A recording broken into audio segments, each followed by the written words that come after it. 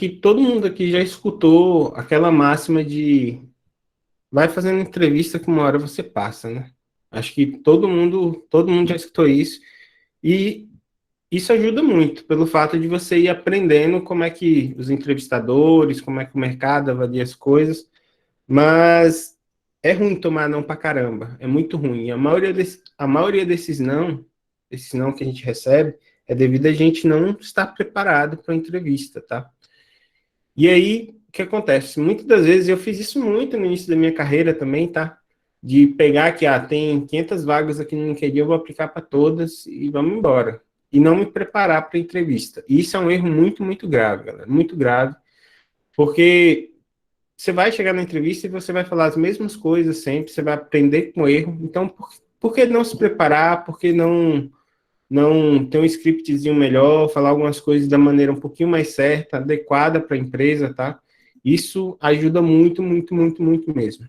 Todo mundo já teve problema com entrevista aqui, em chegar, te ligo mais tarde, a gente te retorna na semana. Qual é a maior dificuldade de vocês no momento de entrevista? Se vocês quiserem, pode abrir o áudio, o vídeo, esteja à vontade, tá? É muito mais uma troca de ideia, troca de informações do que palestra eu ficar falando 50 minutos parado aqui. Pode falar aí, Rafa. Tipo assim, uma coisa que tem sido difícil para mim é mais a falta de feedback. Por exemplo, você vai na entrevista e tal, parece que você foi bem, aí você não passa, você não sabe por que que você não passou, e você fica meio no escuro, entendeu? Cara, isso é bem sinistro mesmo. Eu entendo tanto os dois lados, quanto o lado do RH, quanto o lado do candidato, tá? É porque é Aham. realmente tenso você ficar ali com falta de feedback. E muitas vezes tu pode parar e perguntar, tá? Pode chegar e mandar um e-mail de volta, ó, eu queria saber um feedback mais realista do realmente do porquê que eu não Aham. passei, que vão te devolver. Normalmente te devolvem, tá? Pelo menos todas as vezes que eu precisei da informação a mais, me devolveram. Mas a maioria das vezes, quando não rola o feedback, é porque o RH, ele não recruta só design, ele recruta N outras coisas, né? N Uhum. outros cargos. Então, se ele já não te deu uma resposta ali de, vou entrar em contato com você já para marcar outra, provavelmente você já ficou, tá? Você já É não isso que eu tenho passou. percebido. Isso. Porque normalmente quando a pessoa passa, o RH já se compromete, fala, ó, a gente vai ter uma outra entrevista com o diretor, uma outra entrevista com o pessoal da área ou algo a mais.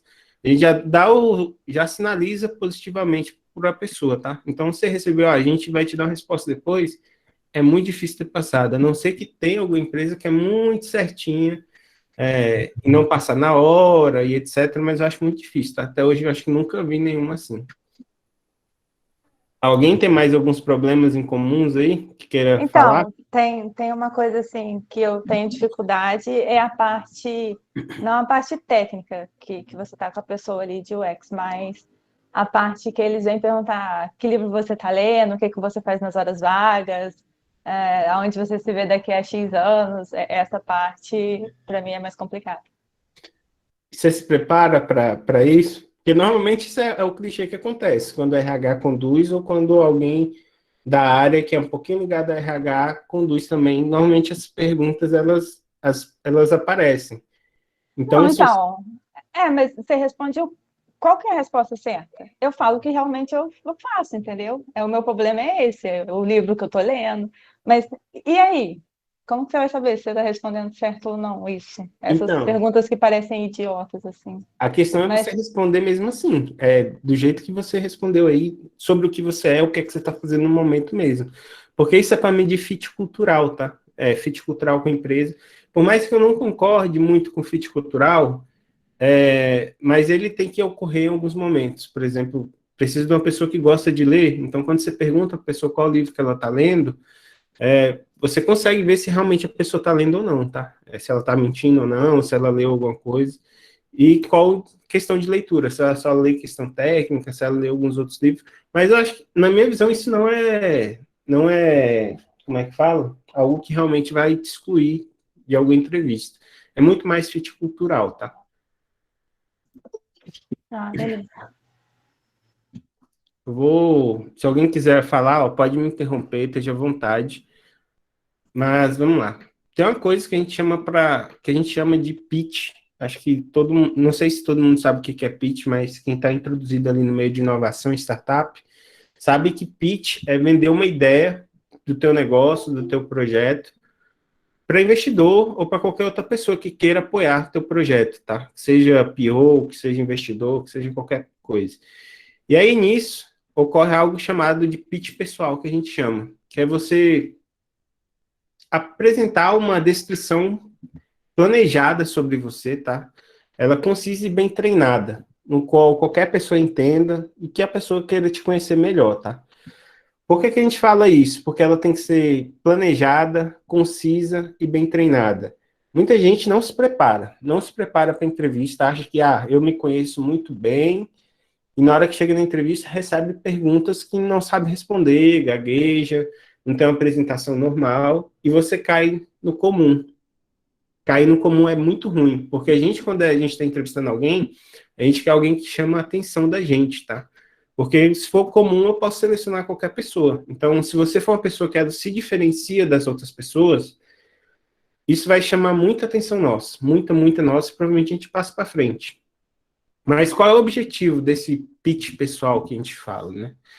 É mostrar resumidamente ali quem é você, suas experiências, para depois a gente entrar um pouquinho nas perguntas mais técnicas. Normalmente, ele é muito focado ali na questão do teu fit cultural com a empresa, teu potencial e etc.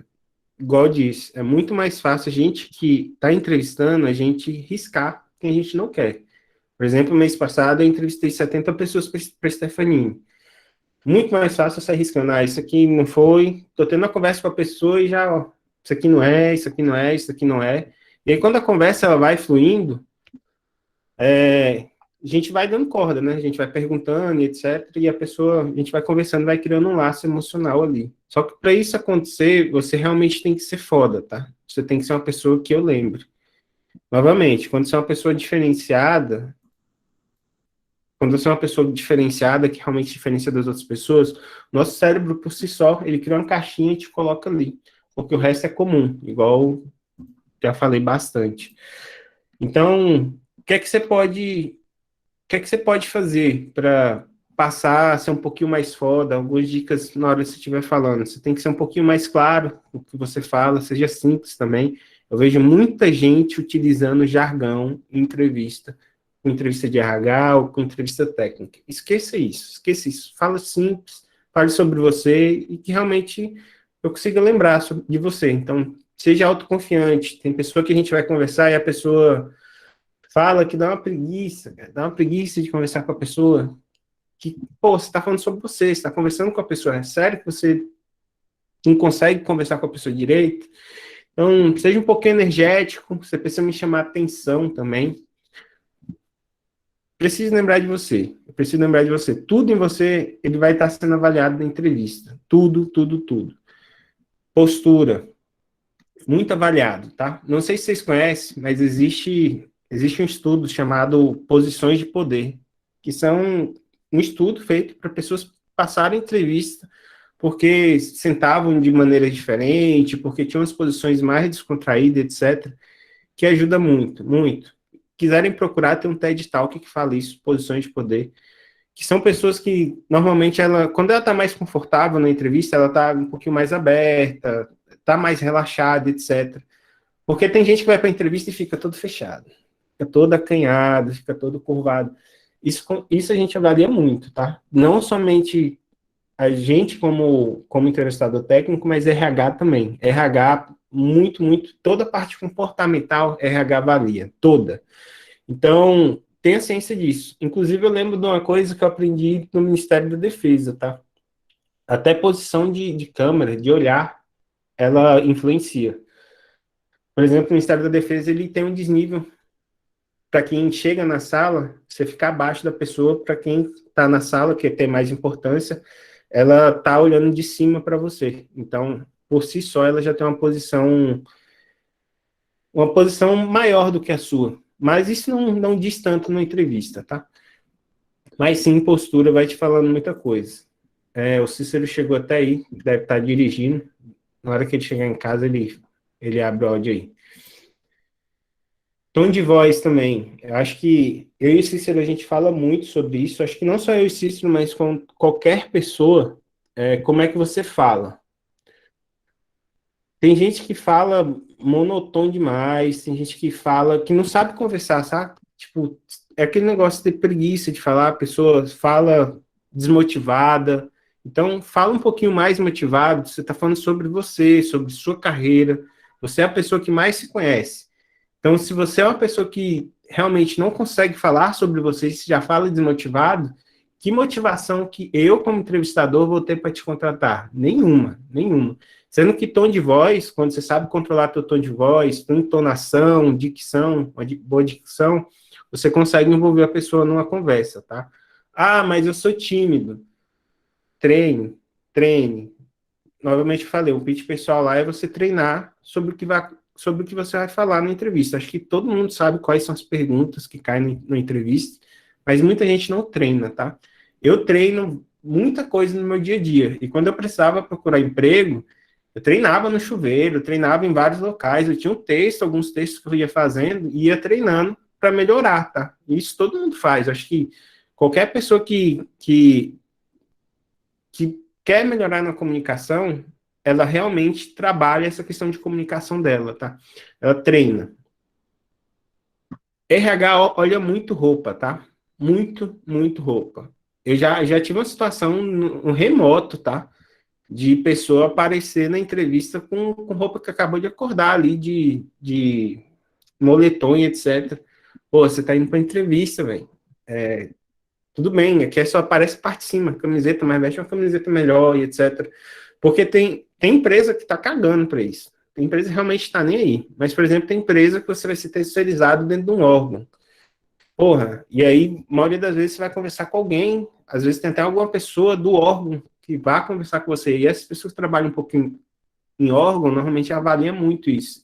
Então, RH sempre olha roupa. RH sempre olha roupa. Coloque isso na cabeça.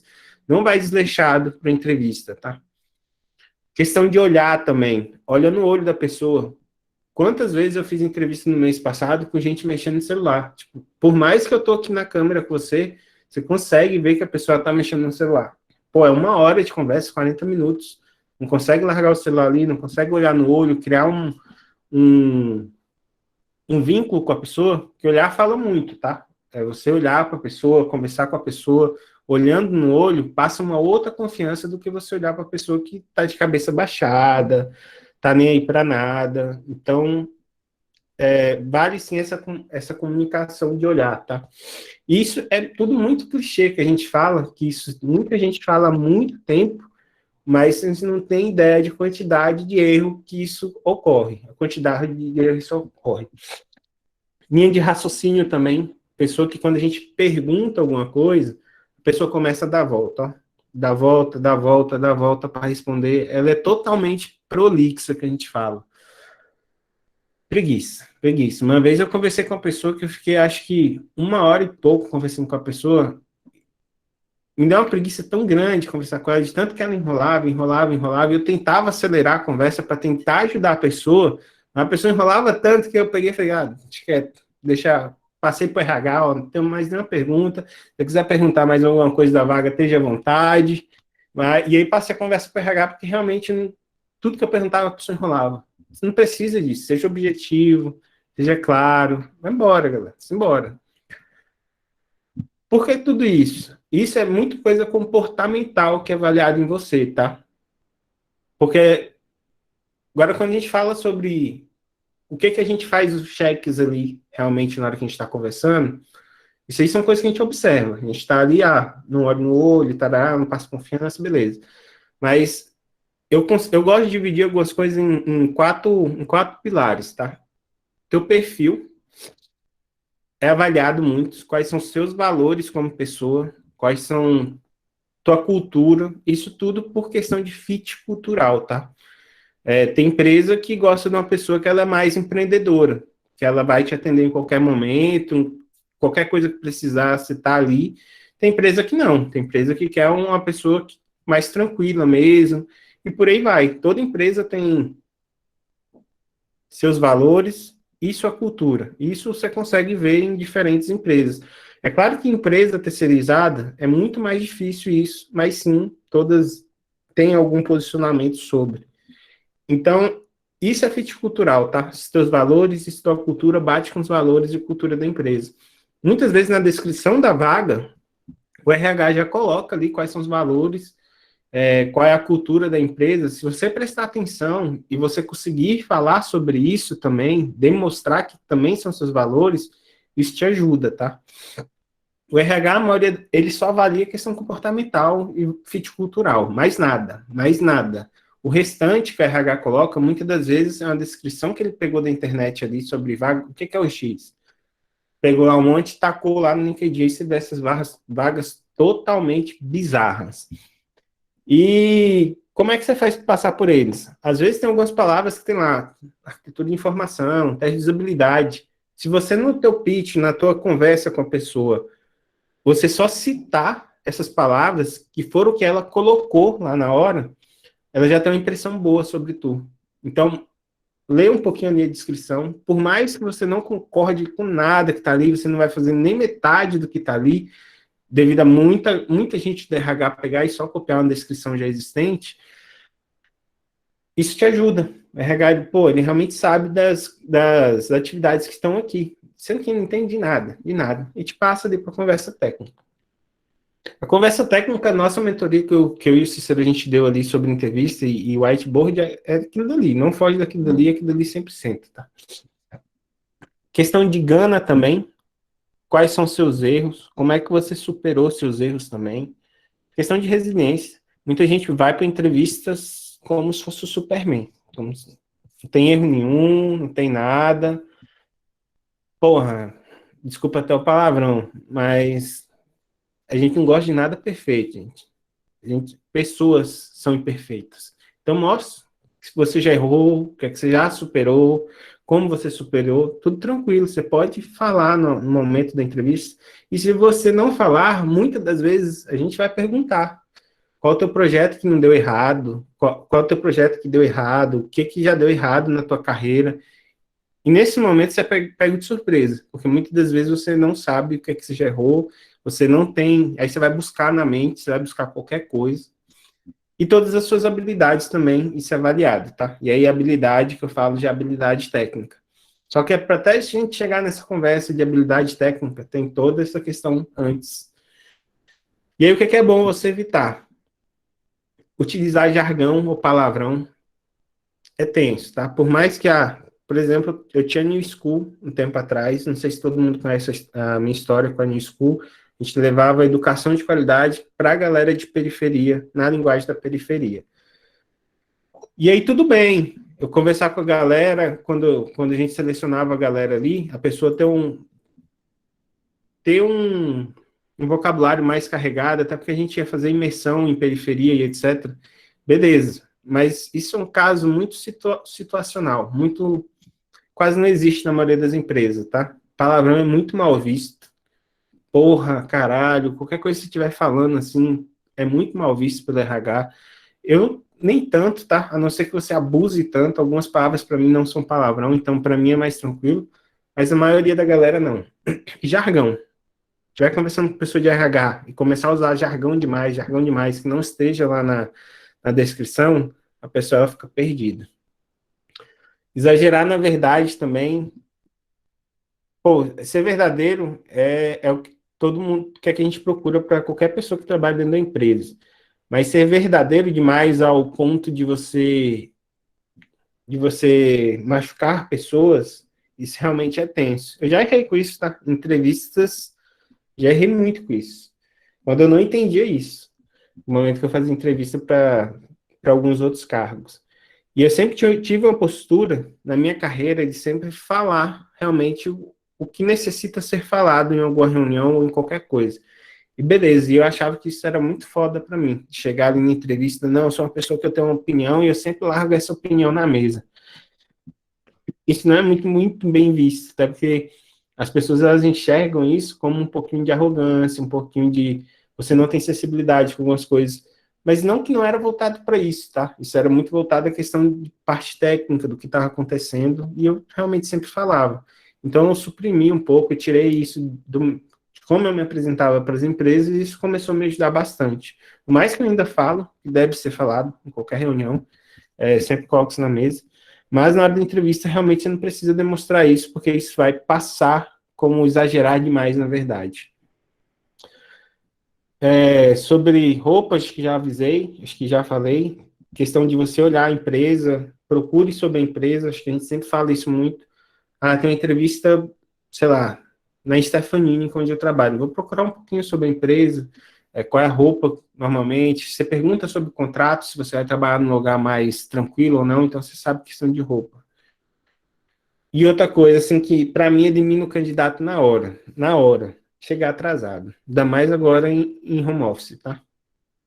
Pô, chega ali 5, 10 minutos antes, acabou. Antes no presencial, para mim isso já era inadmissível. Ah, teve trânsito, porra, saiu um pouquinho mais cedo, você sabia que normalmente tem trânsito, se você não consegue se preparar para chegar no horário, é tenso, bem tenso, até porque a gente marca várias entrevistas durante o dia, então acho que isso mostra muito, muito sobre você, questão de chegar atrasado. Eu sou uma pessoa que olha muito sobre isso, ainda mais agora em modelo remoto, tá? Não tem desculpa de peguei trânsito, não tem nenhuma outra desculpa. Então, chega no horário, chega um pouquinho mais cedo, isso vai ser um ponto que a gente conta, pelo menos eu conto, não sei se Cícero conta, mas o pessoal de RH conta muito sobre isso. Ser prolixo, novamente, e não se preparar. Se prepara para a entrevista. Mas como é que eu posso me preparar para a entrevista? Faça um script. Chega lá, eu sei quais perguntas, igual a pessoa que... Nem lembro o nome da pessoa que perguntou mais cedo, mas já ela, acho que foi a Joyce, falou que já tem até algumas perguntas na mente ali. Então, faça o script, pega as perguntas ali que você sabe que vai ser perguntada, treina sua proposta ou sua comunicação ali, teu pitch pessoal, critica ele, autocritica, vê se está bom, se realmente não está bom, pergunta para algumas pessoas, edita e vai. Esse é um processo de construção. E ele não é o mesmo para toda empresa, tá? Você vai entender que tem algumas empresas que você vai se apresentar de um modo, algumas outras empresas você vai se apresentar de outro, mas a maioria das vezes a base é a mesma. Muda uma coisinha ou outra devido à cultura das empresas na hora que você vai olhar a vaga, tá? E aí tá, o que é que constitui o pitch? Eu vou até compartilhar a tela aqui com vocês, porque eu tô falando de pitch, pitch, pitch, pitch, pitch. Vamos lá. Normalmente um pitch pessoal, é sobre quem é você, qual a sua formação, qual é a sua idade, contar um pouquinho da tua breve história, quais foram tuas conquistas, suas principais habilidades, como é que você quer estar daqui a 3 anos, por que você quer trabalhar na empresa e por que você é o melhor candidato para a vaga. Normalmente isso aqui são as perguntas que a gente faz quando você escapa de alguma coisa. Claro que tem algumas outras perguntas um pouquinho mais técnicas, mas isso aqui, ela ilustra bem teu pitch pessoal, tá? Um erro muito grande. Eu sei que existem candidatos melhores que eu. Para mim, você já foi. Nesse momento, você já foi. Pô, show, ser humilde. Você tem que ser humilde, uma pessoa ser humilde, beleza. Mas no momento que você está fazendo a entrevista, você tem que demonstrar ali que você realmente é a pessoa para a vaga, tá? Então, esqueça esse negócio de, tem melhores candidatos que eu, mas eu sou uma pessoa que posso aprender nas coisas. Esquece isso. Demonstre que você é a pessoa que eu preciso contratar. Que você é a pessoa que eu tenho um buraco na equipe e você vai resolver esse buraco, tá? Então, questão de quero trabalhar só nessa empresa aí porque quero sair daqui eu tô, nem conheço a empresa. Não conheço, também queimo um pouquinho, tá?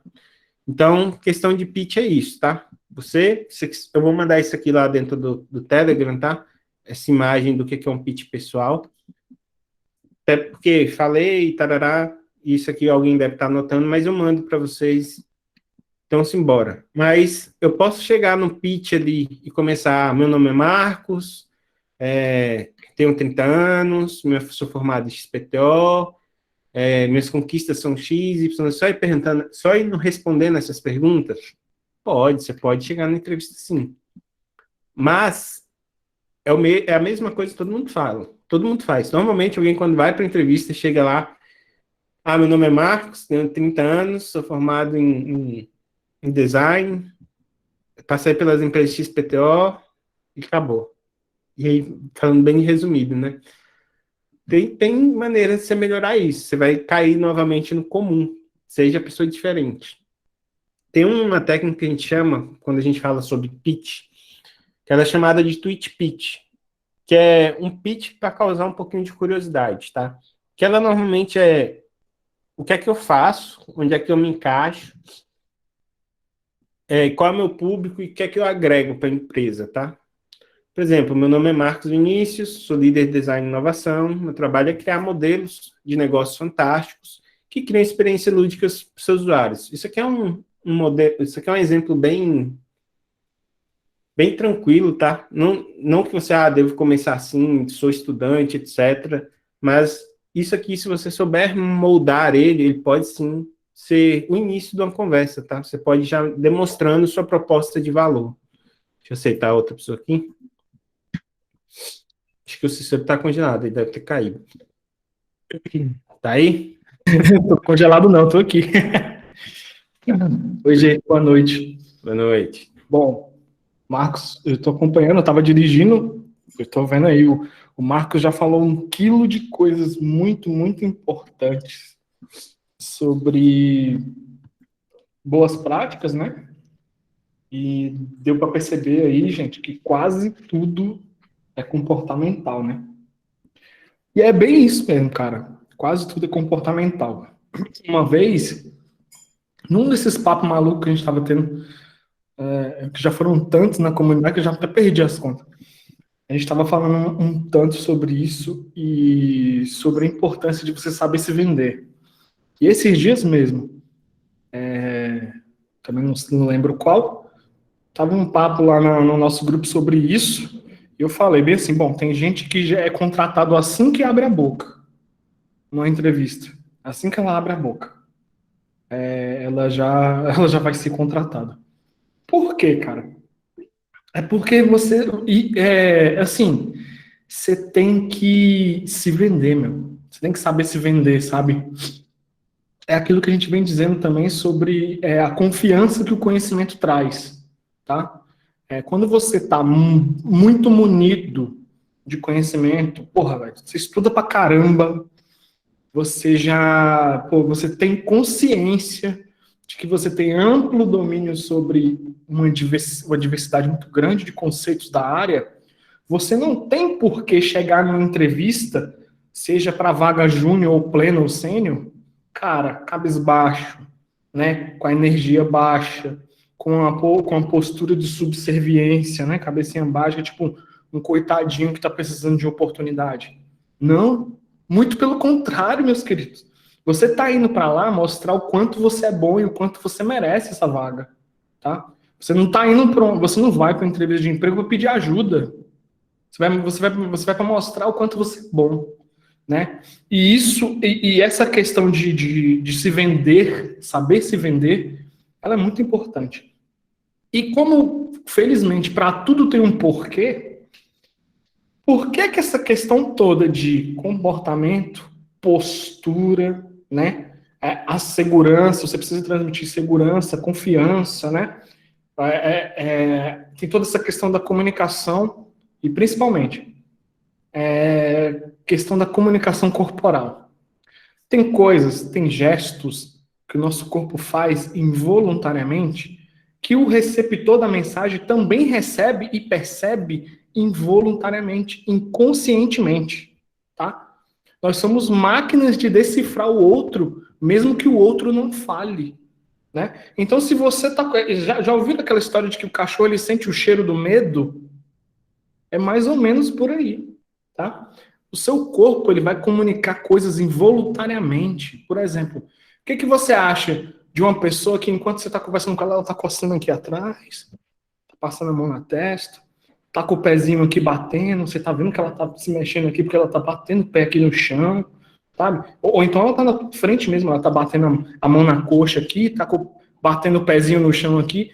Isso transmite uma série de mensagens, cara, que mesmo que você não queira transmitir, teu corpo tá transmitindo inconscientemente. E o receptor lá, o selecionador, o recrutador, cara, ele vai captar isso. Muitas vezes ele vai gostar de você, vai gostar do jeito que você falou, vai gostar das tuas habilidades, mas ele vai ter uma antipatia por ti que ele nem ele vai saber explicar.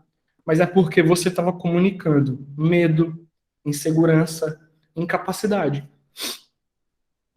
Então, por que participar de muitas seleções, por que se colocar em situações desconfortáveis, tipo, por que a gente fala, ué, galera, mete as caras, a vaga é para pleno, por que você não compete para essa vaga? Vai lá, vê como é que é, pô. Vai lá dar uma olhada, descobre como é que é uma seleção para pleno. Ah, mas, pô, vou passar vergonha. Não, cara, vai passar vergonha não, você vai aprender. Ah, pô, mas, pô, se fizer uma pergunta que eu não sei, seja franco, querido, diga que não saiba. Diga que não saiba. Diga que não sabe. Tem tanta coisa, gente, que nos falta autenticidade. E a autenticidade, ela gera conexão. Você não precisa ser prolixo, igual o Marcos estava falando. Saca? Tem gente que, por medo de parecer incapaz, quando você faz uma pergunta para ela, cara, a mente dela entra em um loop de devaneio tão grande que, mano, ela vai em caminhos, assim, totalmente nada a ver com o que você perguntou. Isso é ser prolixo também. Isso é fugir do assunto. Se você não sabe, bicho, fala que não sabe, mas... E se você conseguir fazer isso de uma forma humorada, porra, fantástico. Esses dias, no PicPay, teve uma pessoa que se saiu de uma, assim, numa categoria... Por isso que é interessante mentoria, pra vocês verem como é que a vida funciona, né? Cara, a pessoa falou bem assim... A gente fez a pergunta clichê. Poxa, fulano, era uma pessoa que estava vindo de uma outra área para ser PD, né, product designer. A gente perguntou, pô, galera, pô, diz aí qual foi o teu grande fracasso na carreira, né? O que você considera um grande fracasso? A pessoa, olha, agora você me pegou, viu? Porque eu vou falar com você, vou ser honesto com você. Eu ainda não tive nem a oportunidade de fracassar, queridos. Porque nunca me deram. Eu falei, porra, contrata esse puto. Gera conexão. Sua franqueza gera conexão. A sua vulnerabilidade também gera conexão. Ninguém é perfeito. Quanto mais perfeito você quer se parecer, mais antipatia você gera. Você pode ter certeza disso.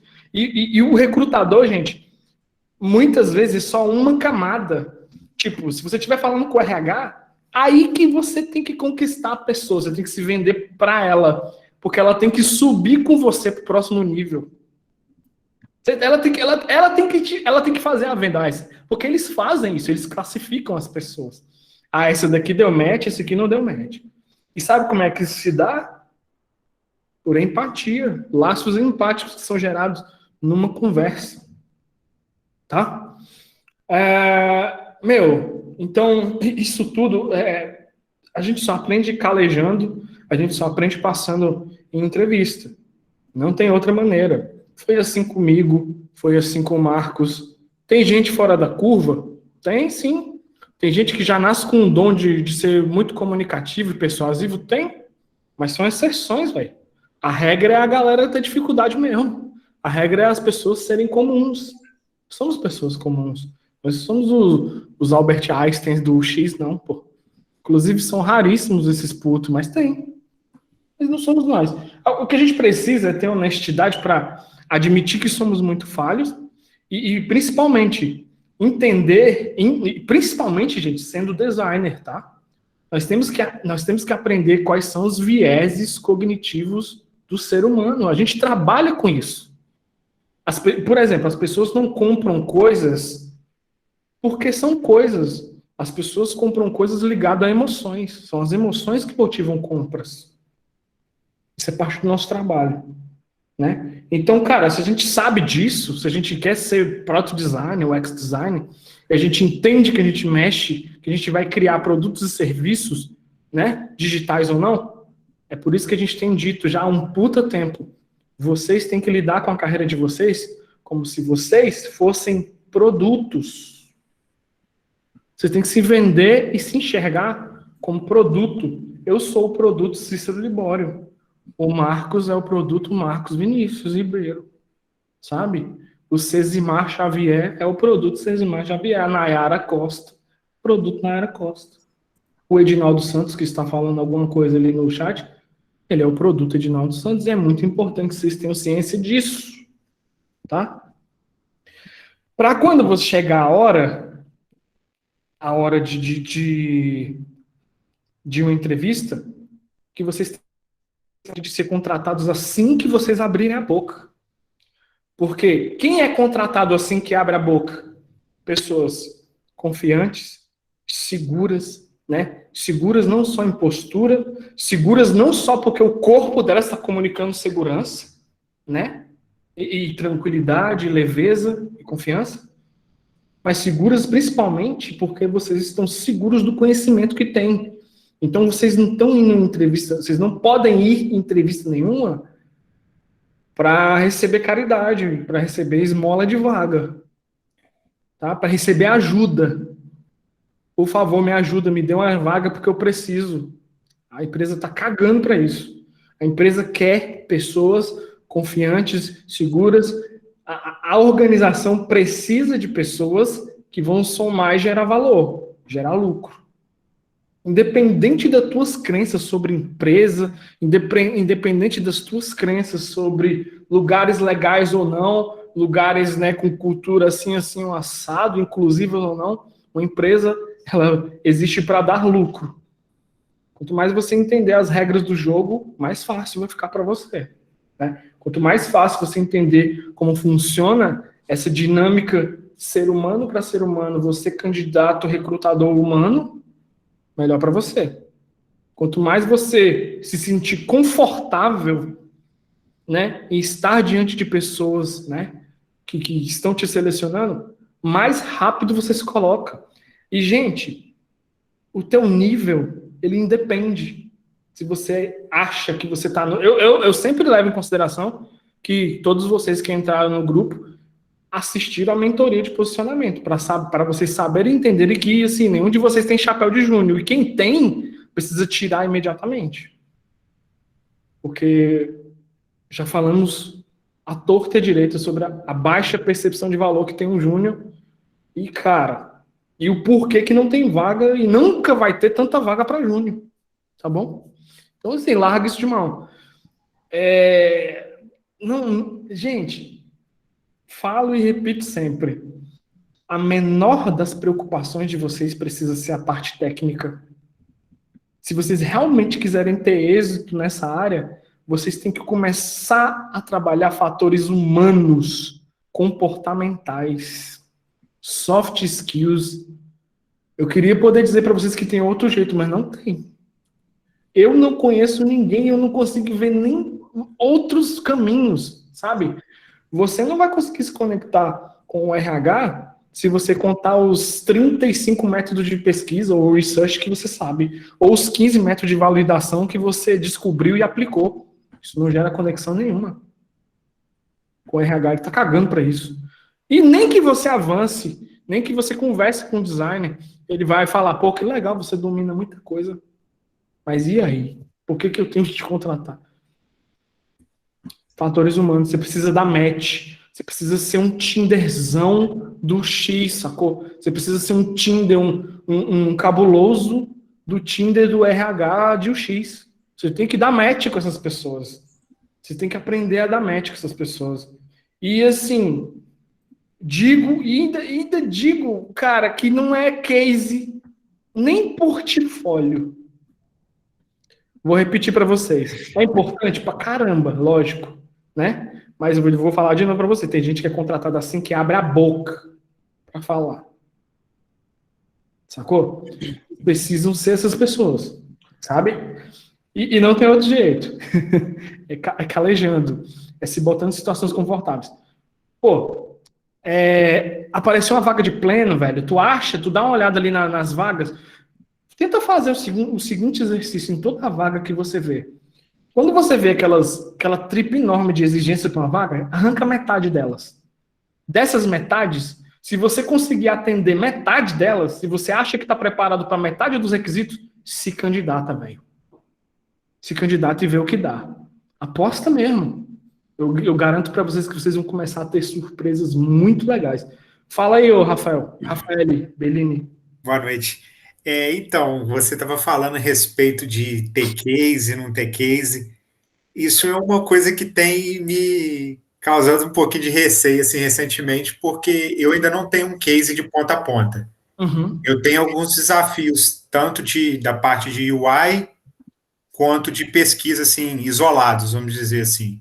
Sim. Uhum. Aí eu fico com receio, pô, será que sem o case eu consigo passar para uma vaga e tal, mesmo que de júnior? Eu te digo o seguinte, se você conseguir apresentar, mesmo muito bem, e desenrolar uma narrativa muito bem construída, com o que você tem em mãos, Você passa. você passa, velho. Uhum. Você precisa ter gente, o case ponta a ponta é o que todo mundo faz, é o senso comum. É a mentira que todo mundo conta. E é uma grande mentira. A maioria deles. Entendi. Cícero, quando foi que tu foi criar teu portfólio? Diz aí. O meu... Meses atrás, antes de entrar no PicPay. E nem me exigiram, olha. Cara, até então também não tinha case, gente. Não tinha case, não. Não tinha portfólio. Case eu tinha vários. Mas portfólio, velho. Se você soubesse vender, se você soubesse comunicar, você passa na entrevista. Você passa fácil. A galera acha que eu minto. Felizmente o Marcos presenciou algumas. Eu nunca precisei apresentar um portfólio na minha vida. Por quê, galera? Vocês conseguem entender o porquê, não? Qual de vocês... Agora eu vou perguntar para vocês. Por qual motivo vocês acham que eu nunca precisei apresentar um portfólio? Gente, eu não apresentei portfólio nem no PicPay, cara. Nem no PicPay. Nem no PicPay eu apresentei portfólio. Por que vocês acham que eu não precisei? Você deve ser destacado ali na sua apresentação. Comunicação, cara. Storytelling, comunicação, é como eu me posiciono. Tem um conjunto da obra, mas em resumo, é como eu apresentei a parada. Uhum. Sabe? E pode ver, gente, eu não sou um gogó da Ema, não. Eu não sou um Celso Portiolli, sabe? Eu não sou um cara, um comunicador, né? Sou, velho. Mas eu sei apresentar a parada. E como é que eu aprendi isso? Com a estrada, me colocando em posições desconfortáveis. Praticando bastante. Praticando dicção, praticando entonação. Vou dar um exemplo aqui engraçado, né? A gente passa um monte de exercício pra galera de entonação, de dicção, super chato, que a gente recebe dos nossos fonoaudiólogos, né, Marcos? Isso. Aí a galera uma vez perguntou, pô, velho, não é possível, velho. Vocês praticam isso? Aí eu falei, olha só esses putos. Sim, a gente pratica sim, inclusive, antes de entrar em reuniões, eu aqueço a voz, todo dia, ou quase todo dia eu faço exercício quebra-língua. É um porre. Você se sente um idiota, saca? Você vai pra frente do espelho e fica... É igual retardado, mas, velho, dá muito resultado. Tu começa a falar de uma maneira muito... Aqui é porque eu tô falando de uma maneira mais informal, então eu não tô enfatizando muita coisa. Se vocês me verem no meu ambiente de trabalho, eu enfatizo mais as coisas onde eu sou um pouco mais formal, putz, é muito diferente. Também não é muito diferente, mas assim, eu dou mais ênfase na qualidade da comunicação, entende? Mas, assim, prática... Aí eu pergunto, quantos de vocês estão dispostos a pagar o preço dessas coisas? De se passar por doido? Porque, mano, eu treino no chuveiro, às vezes meus vizinhos passam no corredor do apartamento, eu tô falando sozinho, sacou?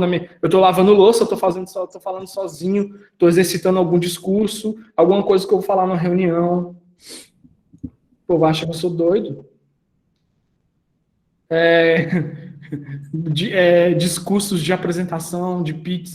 Eu pratico tudo, cara. Ainda hoje, escrevo tudo.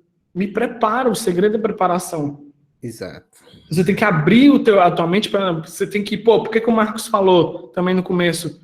Preparar discurso de vocês. Cara, tem sempre um dos momentos clichês de entrevista. A pessoa vai virar para ela, fala um pouquinho de você, como é que é tua vida, como é que foi tua experiência até aqui. É a hora, bicho, que tu desenrola, meu amigo. Sempre vai ter essa bendita dessa pergunta. A primeira. É sempre, e costuma ser a primeira. O recrutador se apresenta e em seguida ele bota para tu falar algumas coisas assim, em aberto. É a hora que você tem que dar o show, velho. Você tem que dar o show. Tem que estar bem estruturado, confiante. Teu corpo tem que exalar essa comunicação. Você tem que estudar a linguagem corporal. Você tem que estudar a dicção, entonação. Você tem que estudar storytelling. Você tem que ter uma narrativa para vender o produto fulano de tal. O Cícero falou aí uma das palavras mais... que é a palavra-chave daqui, tá? Storytelling, galera. Storytelling, inclusive, é a obrigação de vocês, pelo amor de Deus. Saibam criar uma narrativa que realmente seduza a pessoa, que faça, pô, quero contratar essa pessoa. É isso mesmo. É muito diferente você chegar, meu nome é Marcos, tenho 30 anos, trabalhei nas empresas XPTO, do que tu chegar com storytelling bem montado, mostrar realmente para a pessoa o que tu fez, conduzindo a pessoa numa história, tá? Ela vai lembrar de tu, velho. Gente, eu já contratei várias pessoas que, assim, várias delas, várias mesmo, não tinha, cara, não eram exímios, excelentes técnicos, mas a pessoa, eu percebia vieses nelas, assim, de evolução, tipo, era uma pessoa que se desenrolava bem, se comunicava bem, franca, quanto às suas limitações, principalmente, e eu falava, cara, pode contratar com essa pessoa aí, ela vai se dar bem. Pode contratar. Essa daí vale a pena desenvolver ela, saca? Pode mandar uma oferta para ela aí, porque essa pessoa aqui ela vai se desenvolver. Por quê? Porque ela tem a mentalidade certa para isso, tá? Não é tipo não tá num topo de excelência, mas pode ficar. E ela se tornando excelente, a gente só tem a ganhar em ela também. Então ela tem muito a ganhar com a gente e a gente com ela. Pode contratar. Você tem que fazer isso. Você tem que gerar esse questionamento. Pô, cara, o fulano de tal, pode ser que ele não esteja tão experiente, pô. Pode ser que ele não tenha muita coisa de portfólio, mas, cara, esse bicho aqui, ele merece uma chance. A pessoa, ela não vai saber definir o porquê que ela quer te dar essa chance. Mas foi todo o conjunto da obra, porque você fala e se comunica muito bem, você tem um posicionamento forte, teu corpo estava comunicando tranquilidade, capacidade, né, domínio. Isso tudo, cara. Aí eu costumo fazer aposta com a galera. Eu falei, cara, se vocês seguirem essas coisas e nada mudar com vocês, e nada mudar para a carreira de vocês, e vocês não forem contratados, de duas uma. Ou a gente está errado, ou você não está praticando. Porque todo mundo que pratica consegue. Não teve ninguém que tenha seguido mesmo, que tenha se dedicado, tenha pagado o preço. Eu não consigo, gente. Eu ainda não ouvi nenhum relato contrário, porque eu custo acreditar que exista. Porque são fatores humanos, cara. São vieses cognitivos. Toda porra de ser humano nesse planeta é assim. Porque todo mundo homo sapiens sapiens. A não ser que surja uma nova raça que mude toda a conjuntura cognitiva e psicológica, se a gente viajar agora para a China, se a gente usar as mesmas técnicas de persuasão, a gente vai convencer um chinês de qualquer coisa agora, imediatamente. Porque funcionamos da mesma forma, salvo as diferenças culturais. Temos os mesmos viés cognitivos. Tá? Então, cara, ficou claro esses pontos assim, gente? Pode falar. Caramba, velho.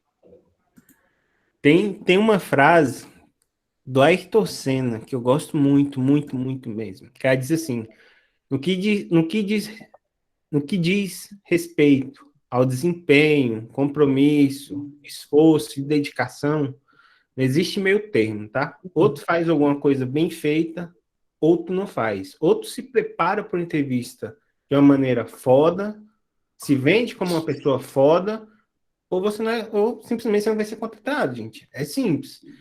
Essa dinâmica de ir fazer várias entrevistas é porque você vai aprendendo isso de maneira inconsciente, tá? Então, você vai aprendendo a se vender de uma maneira melhor a cada entrevista que você vai passando. Por N motivos. Entendi as perguntas que as pessoas perguntam normalmente. Então, você começa a querer se vender da maneira melhor. Então, seja foda, galera. Seja uma pessoa foda. Mostra realmente quem é você, tua essência. Agora sim.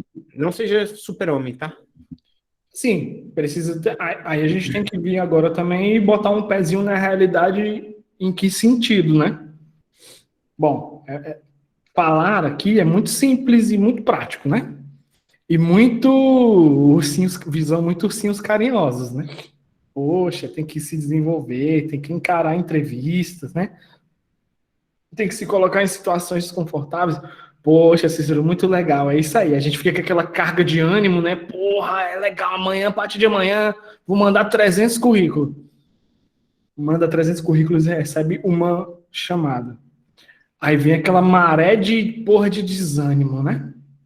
Aí, então o contrário, manda 20 currículos, recebe 20 chamadas para entrevista e recebe 20 não. Aí vem aquele desânimo, né? Bom, essa é a realidade. Essa é a realidade. Aí você vai ter que aprender a lidar no teu interno com esse peso da rejeição. Porque é disso que se trata, né? A gente sabe disso. Levar um não é rejeição. Receber um não de uma vaga é uma rejeição. E a gente, nos nossos vieses cognitivos e psicológicos, sofremos muito com a rejeição. Qualquer ser humano sofre muito com a rejeição. Pelo menos antes dele ficar calejado, né?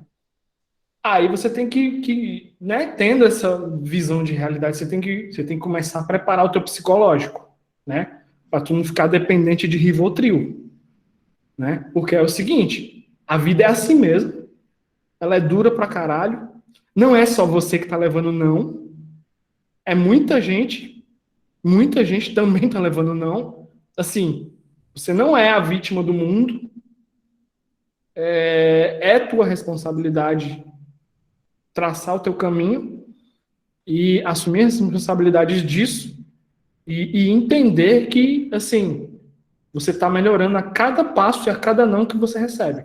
Se você conseguir enraizar isso, vai chegar um momento que você também vai ficar confortável em levar não. Porque é normal. Já levei não, Marcos, já levamos não para a vaga de head e tá tudo bem. Vaga de lead, tá tudo bem. Normal, gente. A gente recusa e é recusado também, gente. Pelos mesmos fatores que a gente elencou aqui para vocês. Fatores humanos. Por quê? Recebemos negativo porque não demos match com algum head, com algum diretor. Normal, já falamos disso também. Já até contamos alguns casos para vocês na última mentoria mesmo de um caso onde eu não dei match com uns determinados heads aí. O Marcos também contou alguns. E gente, é isso. Aí vocês vão falar, porque vocês já estão no topo da carreira, é uma situação mais confortável. É exatamente isso, é muito confortável pra caralho, bem confortável, é uma delícia. Mas, gente, a gente já trilhou esse caminho de vocês aí. A diferença, sabe qual foi? É que a gente ficou duro e calejado. É isso. A gente já ouviu muito não. Eu já fiquei muito triste por vaga que eu sonhava trabalhar. Que nem salário era lá, essas coisas. Já fiquei muito triste, muito cabisbaixo, já me senti um lixo. Já me senti um Zé Ninguém. Senti que eu tava no lugar errado, na profissão errada. Vou largar tudo, vou plantar tomate. Eu vou comprar uma fazenda. Aí eu lembrava, não tenho dinheiro pra fazenda, porque eu tô fudido. Eu não consegui emprego nem de 1.500 conto. Galera, é isso aí, a vida é assim mesmo, é dura que só a porra. E não é só pra gente, não, velho. É uma pá de gente tá na mesma situação. E aí, por que eu tô falando isso pra vocês? Disso, de botar o pé na realidade? É porque tem gente que começa a levar não, começa a esmurecer. eu vou largar isso. Isso não é pra mim. Pô, meu. Sim. Quase nada na vida é pra alguém, sim. É nosso, é pra gente, entendeu? Assim, cara, eu vou falar uma coisa aqui que eu aprendi já desde cedo. Ninguém merece nada, gente. Todos devemos obter tudo. O que a gente quer, a gente tem que correr atrás e obter. Agora, que a gente mereça, ninguém merece nada. A gente tem que correr atrás e construir as coisas. Porque, assim, pão só caiu do céu, acho que foi só para Moisés. Foi Moisés, né? Que Deus mandou pão do céu lá por algum motivo. Estava no deserto, né? Foi alguma parada assim. Acho que foi a única ocasião que caiu o pão do céu. Na Bíblia lá, acho que foi aí, ali. Depois não tem mais nem relato desse tipo de coisa. E é isso, galera. Não quero falar que é uma questão de vitimismo, sabe? É uma questão de se posicionar e assumir a responsabilidade de tudo que vos acontece na vida, sabe? Traçar um objetivo e correr atrás dele, e assim, com força, sabendo que você vai levar muita pancada mesmo, por muitas vezes muito dolorosas, sabe? Muito dolorosas mesmo, que vão te deixar chateado dias, meses até. Mas que, cara, se você perseverar, é o bom e velho clichê, vai dar certo. E por que vai dar certo? Porque tua mente se fortalece. Tua mente se fortalece e com o tempo você vai entendendo as regras do jogo. Entendendo as regras do jogo, você manda no jogo. E assim, tudo que a gente fala, gente, é o que a gente faz, tá? É o que a gente passou ou o que a gente faz para a vida. Deixa eu ver se eu compartilho a tela com vocês. Quando a gente fala quando eu estou falando aqui sobre apresentação, sobre treinar, eu tenho meu pitch treinado, eu tenho meu pitch desenhado na minha cabeça e no Figma, galera. Eu tenho todo o meu pitch para olhar e conversar, meu case de fracasso aqui. E vou falando algumas outras coisas. Eu tenho desenhado aqui, porque ainda mais no remoto agora, galera. Vocês podem abrir aqui a câmera e abrir questão de teu script e falar sobre. Isso aqui funciona, galera. Isso aqui funciona. Não foge muito disso. Vocês estão num mar de competição muito grande. O que vocês podem fazer para se destacar? Vocês têm que usar a melhor das armas, né? A comunicação. Então, por que não, né? A gente ensina isso para nossa galera de mentoria também. Porque ao invés de você mandar um e-mail com o seu currículo ou mandar uma mensagem no LinkedIn, todo mundo faz. Mas e se na hora que você for mandar uma mensagem no LinkedIn ou por e-mail, você mandar, na verdade, não uma mensagem, mas um pitch, e anexo a esse pitch, um pitch em vídeo, mostrando, né, já desenrolando alguma coisa ali por vídeo, né, se apresentando por vídeo, contando algum projeto seu, alguma coisa de fracasso também, se você quiser, algo ali dentro de 3, 5 minutos, você vai poupar um trabalho sinistro do recrutador e de quebra vai usar isso para gerar uma curiosidade para alguém te chamar para uma entrevista, para você ter mais uma oportunidade de convencer aquelas pessoas de que você é a pessoa certa para a vaga. Júnior, pleno, sênior, foda-se. Qualquer senioridade. Isso já ajuda muito, porque a pessoa já está encantada pelo que tu entregou ali. Exatamente. Seu caralho, o bicho mandou um vídeo, pô, deixa eu ver. Aí você fala, ó, embaixo tem um pitch meu aqui e tal. Se não quiser ler meu currículo, nem precisa, basta ver o vídeo. Sacou? Tem esse tipo de coisa. Cara, quase ninguém faz isso. Quase ninguém faz. Tem umas perguntas aí, Cícero. Tem? Cadê? Da galera. Natália, ela é Nathalie. Nunca lembro como ler o nome. O que os recrutadores realmente querem Nathalie. O que os recrutadores realmente querem saber quando perguntam qual a sua maior conquista profissional?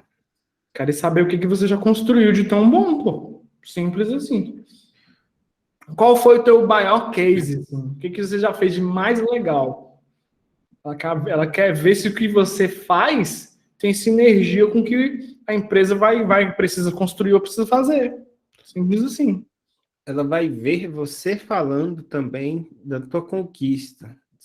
Pô, será que você é energético ou você só tá falando, falar isso? Ah, acho que minha maior conquista foi trabalhar em tal lugar, e tarará. Pô, é de rir, né? Você tá falando sobre tua maior conquista, você não consegue falar de modo energético também? É tenso. Tudo é avaliação, gente. Tudo é avaliação. Uma entrevista é avaliação totalmente comportamental e emocional, tá? O Fabrício levantou a mão aí. Deixa à vontade, Fabrício. Sobre essa questão ainda da pergunta da Nathalie, né, uma coisa assim, sobre, né, ter um sucesso profissional em alguma ação que você empreendeu, alguma coisa assim, e se for de uma outra área que não está relacionada com a que a gente se candidatou, propriamente dita. Tipo assim, se candidatou para o UX, mas é uma área, sei lá, de um sucesso que você tem em administração, área comercial, alguma coisa assim. Não sei se eu entendi muito bem, mas, pô, velho, se for uma área que não é o que você está se candidatando, você sai fora, né, não? Ou não é esse o sentido da pergunta? Não, é ainda dentro desse sentido mesmo, de tipo, na entrevista a pessoa perguntou qual foi o maior case de sucesso que eu tive, né? Ah, não, tá. Mas não é dentro dessa área, sabe? O case de sucesso que eu tive é de uma outra área. Cara, não, agora eu entendi, desculpa. Não, tranquilo. Era exatamente isso a pergunta que eu tinha feito. Não. Eu fiz nesse sentido. Quando o seu background não vem do design, quando ele vem totalmente diferente, você vai falar, a minha maior conquista foi ter feito um espetáculo teatral com os meus alunos, não sei na onde. Isso não faz sentido para ele, talvez, entendeu? O que falar nessas horas? Bom, se não tiver muita sinergia, sei lá, cara. Se, por exemplo, se for um negócio de teatro, né? Eu acho super válido contar, tá? Eu acho super válido contar. O RH vai fazer o juízo de valor que ele tiver de fazer e não tem como você controlar isso. E também não tem como prever nada. Mas eu diria sim, tá? Eu diria sim, se você vem do marketing, da administração pô, se teu maior feito foi dentro de uma outra área não sinérgica, tipo de teatro, conta, pô. Você conta, depois você faz um trabalho, né? Volta para o trabalho de convencimento da pessoa sobre as suas skills de design. Conquistas são conquistas, gente. Todo mundo que conquistou algo. Desculpa. Todo mundo que conquistou alguma coisa, ela passou por um processo de realmente melhorar sempre alguma coisa para conquistar aquilo. Ninguém ganha alguma coisa assim nada. Essa pergunta é muito para avaliação sua, tá? De pessoa, não tenho conquista nenhuma. Beleza, você não pode ter conquistado nada na vida.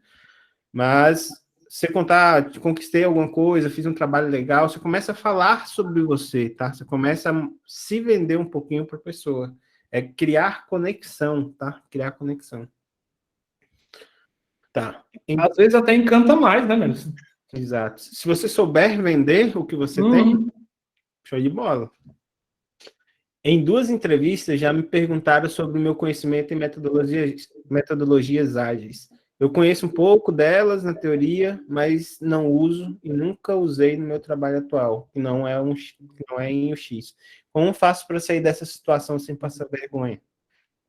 Não tem segredo nenhum, você só precisa saber o conceito. Até porque aplicar a metodologia ágil, quase nenhuma empresa aplica certo. Então, muito capengado. Agora sim, você precisa saber o que é o Scrum, precisa saber os ritos ágeis, e pronto, é tudo que você precisa saber. Para na hora, caso a empresa, né? E outra, a empresa pergunta assim, você conhece sobre Scrum? Já trabalhou com Scrum? Olha, eu conheço todos os ritos. Eu sei o que é o Scrum, sei o que é o movimento ágil, conheço todos os ritos, as deles, as reviews, né? As etapas de definição. Mas não tive a oportunidade de trabalhar com Scrum. Mas sei como funciona, sei como operar Scrum. Pronto. Acabou. dissertem sobre as coisas, ainda mais se você já, igual você falou, você conhece conhece a teoria. Você não pode ser pego de calças, né, arriada, né? Tipo, por isso que eu falo, a segurança que o conhecimento traz. Pô, se alguém te perguntar sobre Scrum, você vai saber de qual é salteado, né? O que não pode acontecer é você não saber nada sobre Scrum. Tipo, alguém fala isso, quantas deles, porque vai saber, né? Tem gente que gosta de fazer pegadinha. Poxa, quantas reviews seu time fazia na outra empresa? E tu não souber o que é uma review? Opa! É isso que eu ia falar. Se você O falar... quê? Review? Review de quê? Não sei o quê. Não, review é de um dos ritos ágeis. E uma daily? Tipo de coisa, tem que saber, pô. Se você falar que sabe de alguma coisa, eu na entrevista eu vou pedir para aprofundar. Tem que dar um exemplo. É. Por isso que é importante franqueza. Sabe, não sabe, não sabe, ponto. E fala que não sabe. Não seja prolixo, não seja enrolão. Só dá problema isso. Acho que era essa pergunta. Deixa eu ver. Como quebrar a barreira de chegar para chegar nas entrevistas? Acho que o Cícero já até falou aí, questão de mandar algo diferente, né? Com teu pitch, ou que seja um vídeo, etc. Mas seja diferente, galera. Seja diferente. Tem a questão lá de também saber stalkear a pessoa, saber como falar com a pessoa que você vai falar. Inclusive, uma coisa interessante também, tá? Quando você recebe o link da entrevista ali, tem lá no e-mail quem é a pessoa. Você consegue procurar e saber quem é a pessoa, saber do que ela gosta, saber como comunicar melhor com essa pessoa, tá? E eu digo mais, gente, às vezes você vai estar quebrando um galho. Uma coisa que acontece, que ninguém vai dizer para você. Mas sabe aquelas vagas que tem 200, 300, 400 aplicações? Às vezes 100, 80 aplicações no LinkedIn que você vê? Cara, esses currículos todos nunca serão lidos. Nunca. Principalmente 200 aplicações, não serão lidos 200 currículos. Nunca na vida. Sacou? De duas, uma.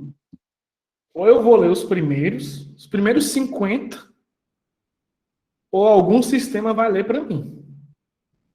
E vai fazer os match que precisa fazer. O que tem se tornado mais comum. Sistema ler currículo e fazer match. Para ver quem são os mais qualificados, segundo várias parametrizações lá. Porque ninguém vai ler 200 currículos, senhores. Eu vos asseguro isso. Isso é fato. Ninguém vai ler. Aí que entra o valor desse tipo de estratégia. Porque se você...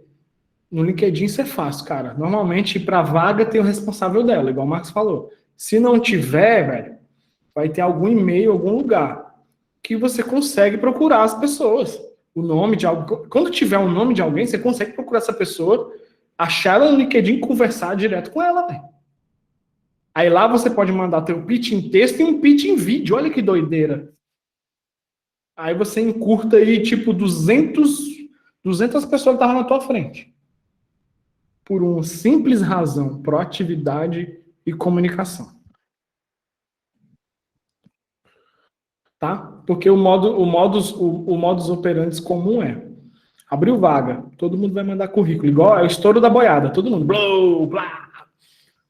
A pessoa deixa um e-mail. Todo mundo vai fazer a mesma coisa, vai mandar um e-mail com um currículo anexado. Blow, pufa. Meu irmão, é assim, velho. Tem que ser diferente. Diferente. Isso. Estou fazendo engenharia, porém busco estágio para o lado de X. Tem algo que devo deixar claro na entrevista? Cara, será que você consegue estágio fazendo engenharia? Porque eu acho que estágio em UX vai ser estagiário de design, tá? Eu acho, tá? Que estágio ele vai ser atrelado à disciplina que você cursa. Eu não sei se em engenharia você consegue estágio de UX, tá? Não sei. Eu não sei porque eu não contratei estagiário, mas já fui estagiário, tá? Então, realmente... o Cedimar, que é professor da Federal, aí fala que consegue. Eu não sei. Disso eu não sei opinar. Cedimar, tá com o microfone aí, não?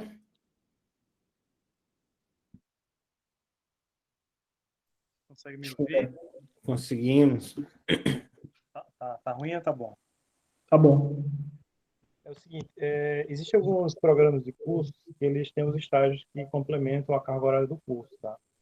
Então, principalmente engenharia, que é uma área muito, já bem consolidada, então esses cursos, eles têm uma grade muito bem organizada, só que existem os estágios que eles complementam a carga horária e eles não são especificamente prática profissional do curso, mas eles complementam o curso.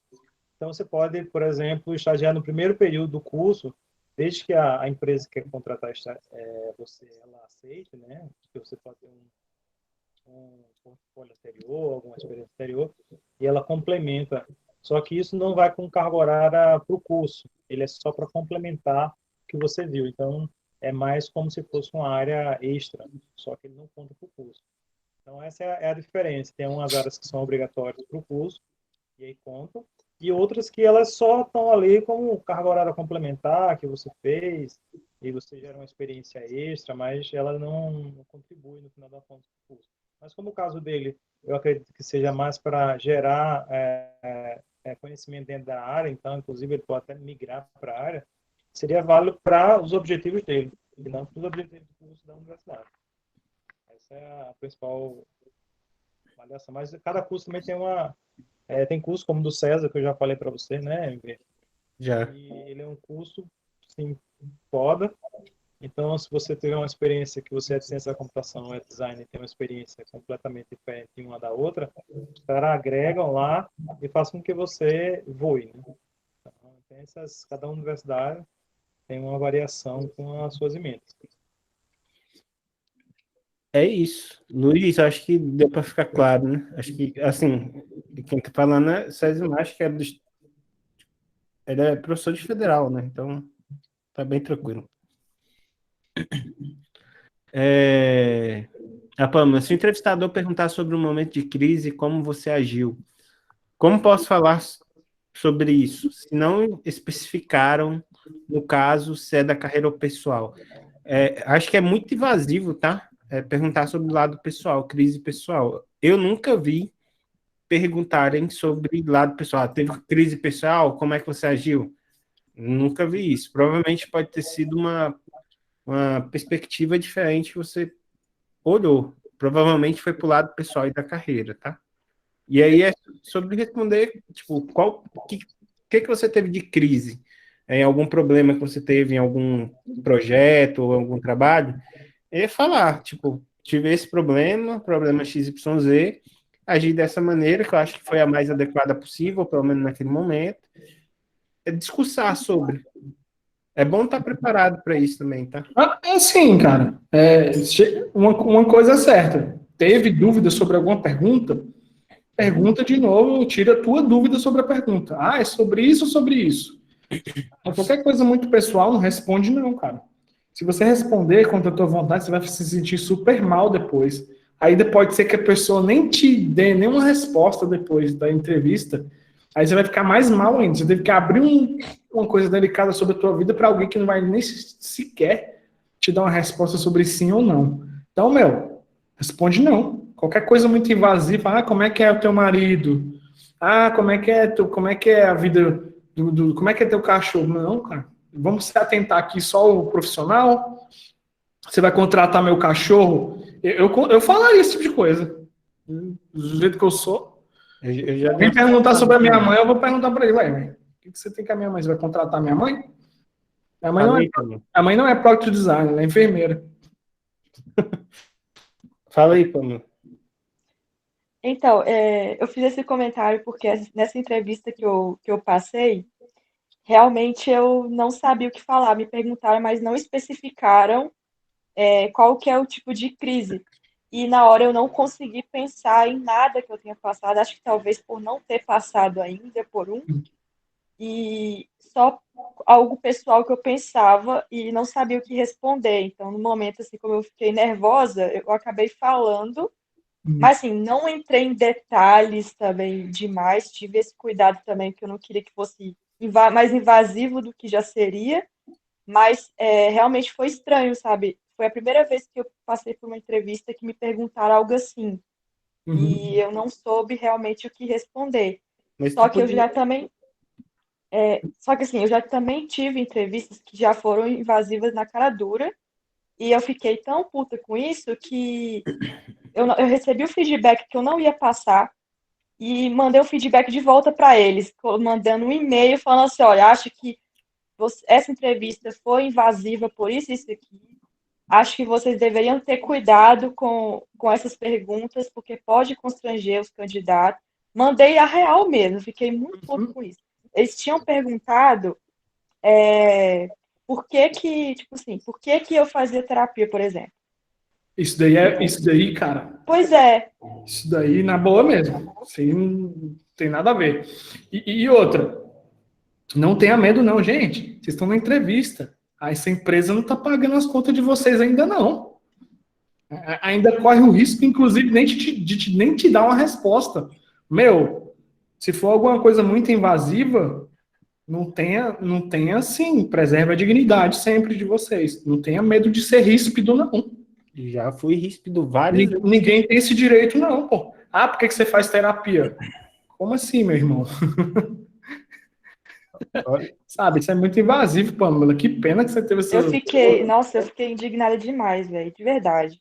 Porque ela perguntou isso e eu fiquei assim, como assim você tá me perguntando uma coisa dessa, uma coisa pessoal, sabe? Uma coisa minha, não tem que ficar falando por que eu vou fazer, deixo de fazer, para uma pessoa que eu nem conheço. Eu mandei o feedback na cara dura. Mandei o feedback do feedback dela, mandei em cima ainda, falei, tá, beleza, não passei, mas melhora esse processo de vocês. Mas era para ser essa resposta na hora. Deem na hora, gente. Preservem sempre a dignidade de vocês quando esse tipo de situação surgir, porque, velho, a empresa não tá nem aí não, tá? Vocês estão cansados de ver pessoal indignado com empresas que nem respondem ninguém. E esse é o comum do mercado. Então, meu, a galera invadiu a intimidade de vocês, a vida de vocês, bota elas no lugarzinho delas. Tá? Aí volta para casa, não passa no processo, mas dorme aquele sono dos justos, né? Com a dignidade lá preservada, intacta, porque ninguém tem esse direito aí, não. Gente, assim, a entrevista, é claro que é fácil falar isso aqui na hora que a gente já está empregado, mas a entrevista, ela é um match dos dois lados, tá? Uhum. É um match dos dois lados. Já teve entrevista que eu saí e falei, cara, nem se me aprovarem eu vou. Tipo, tem com muita perguntinha besta que não tem nada a ver comigo. Já teve entrevista que eu fui recentemente para a Red, de pessoa, mas você já usou nosso produto? Eu usei. Ela, e o que é que você achou? O que é que você achou de erro lá? Não, eu estava usando para comprar o que eu queria, não estava avaliando, não estava sendo pago. Simples, galera. É bem simples. Eu não tô ali para trabalhar. Se ele quer escolher uma pessoa que está ali para avaliar o projeto dele, ou já avaliou, beleza, mas não sou eu, é outra pessoa. Vai, Jorge. Fala, pessoal, boa noite. Tem uma dúvida, eu sei que a gente está falando a questão de júnior, pleno, né? Mas atualmente eu trabalho, peguei um desafio de líder de squad, né? E aí me veio o horizonte de trabalhar com liderança, de ser lead e tudo mais. Como que funciona quando a gente está numa migração de carreira, onde a gente tem um background de liderança, porém a gente ainda não tem experiência direto com o X, no caso, né? UX e UI. Como que funciona a migração nesse caso? E como que vocês enxergam que é o crescimento da pessoa que já tem esse background de lead dentro da área? Eu acho que o primeiro ponto que você tem que ponderar aí é que você tem que dominar as bases de UX. Então, você vai liderar o X e o Y sem ter a experiência da área, o mínimo que você tem que fazer é estudar muito. Muito mesmo. Porque você vai ser demandado nisso, tá? E se você demonstrar que você não manja da área, se o seu grupo de profissionais que você está sob sua liderança te fizer um questionamento, sei lá, um questionamento estratégico que seja, você não domina a área, porque você é referência, tá? Então vai chegar momentos que a galera vai te consultar, pô, velho, eu tô aqui com o processo aqui, pô, eu tô com planejamento de pesquisa aqui, poxa, esse processo de validação aqui também, onde eu vou empregar a pesquisa, não tá legal, o que você acha? E tu viajar na maionese, eu não saber nem responder, cara, minou tua credibilidade total. Total, velho. Total. Então, assim, é o mínimo. O mínimo é saber onde você está pisando e saber como funciona tudo. E assim, Porque Jorge, a posição de liderança é muito estratégica e você é referência. Por isso que você é lead. A pessoa lead, ela é referência do time. Exato. Você pode ter as habilidades de lead, que tem que todo líder tem, que eu falo, líder é líder em qualquer lugar. Mas se você é líder, sei lá, de alguma coisa e quer ser líder em um outro ramo, você vai ter que ter todas as outras habilidades técnicas porque você é referência. Se você não tem, você não vai ser lead porque você vai perder credibilidade entre N outras coisas. Não vai nessa que a lead só faz one-on-one, lead só faz retrospectiva com time, hit, etc. Não, você é referência, você é pilar dentro da empresa. Referência técnica, você tem que ter domínio. É isso aí. Você pode migrar para a área e tudo bem. Porque, claro, por exemplo, você pegou e foi para alguma área e te colocaram como lead. Você vai ter que comer muita coisa para realmente não perder controle de tudo, tá? Entendi. Então, o caminho mais lógico é chegar de baixo mesmo, né? Exato. Aprendendo e, consequentemente, as suas habilidades vão te transformar num lead mais à frente, né? Não dá para chegar cortando dinheiro. Isso, você, querendo ou não, você vai liderar outras pessoas, pelas habilidades que você tem, de convencimento, de persuasão e etc. Mas você tem que começar de baixo, pelo fato de você ter que ter toda a habilidade técnica. Quer falar, Samantha? Tá no mute, Samantha. Mute ainda. Tá bom. Aí, pronto. Oi, pessoal. Eu não sou da área, eu sou corretora de imóveis, administro imóveis e falo inglês fluente. Então, já trabalhei com administrativo e sou vendedora agora da Wise Up. Quem quiser aprender inglês, fala comigo.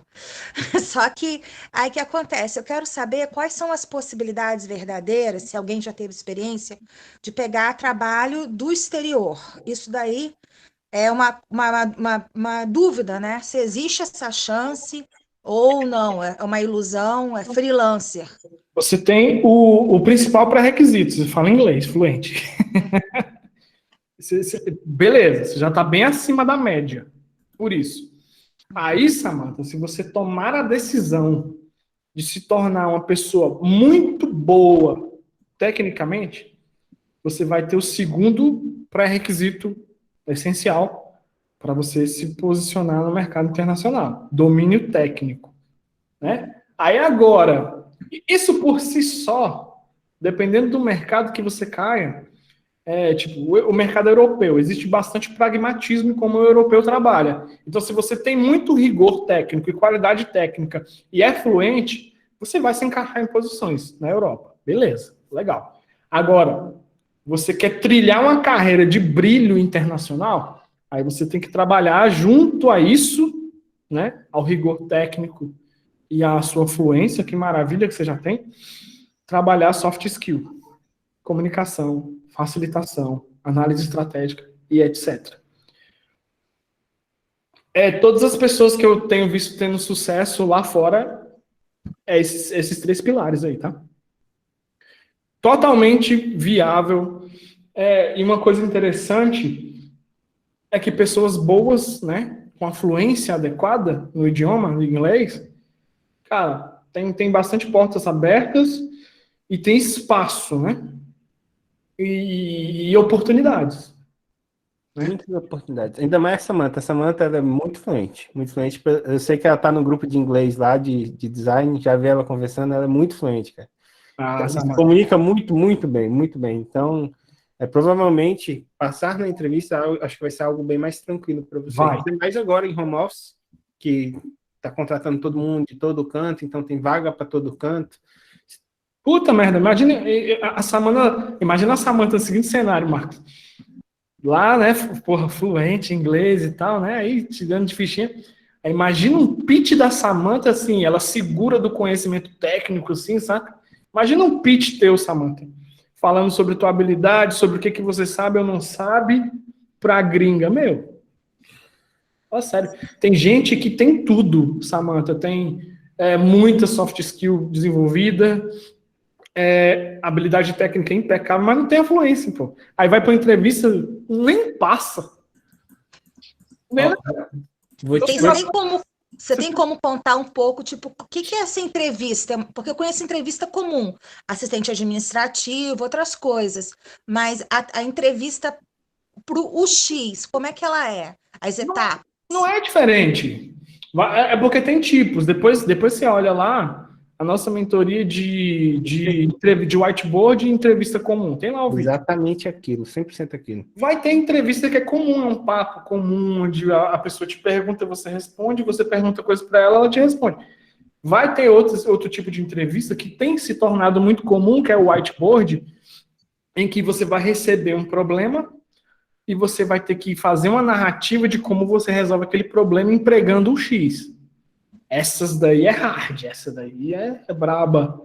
Mas se você se prepara, e principalmente, se você tem a segurança do conhecimento, né? Tipo, estudou as bases de UX, a base técnica, você vai desenrolar, Samantha. A gente, inclusive, na mentoria, a gente pega gente aleatória lá na dinâmica e faz com elas para provar para elas que elas sabem. Tipo, a gente mostra na hora, quer ver como tu sabe, fulano? Eu dou um probleminha lá, a pessoa pensa um pouco, busca na bagagem dela de conhecimento o que ela sabe para resolver aquele problema e nos entrega uma solução ali. Sabe? É assim que funciona.